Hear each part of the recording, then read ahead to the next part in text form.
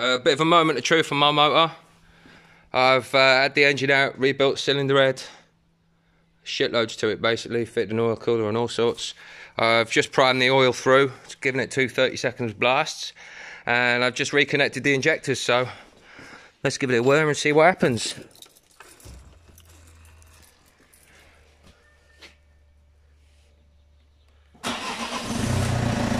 Oh yeah!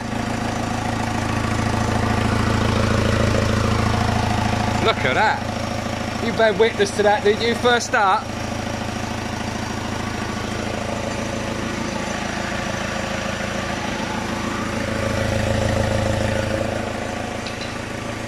I'm happy with that.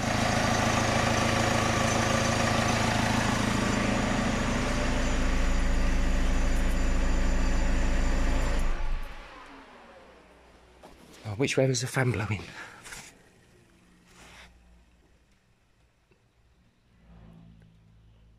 Oh, well, the fan's blowing the wrong way.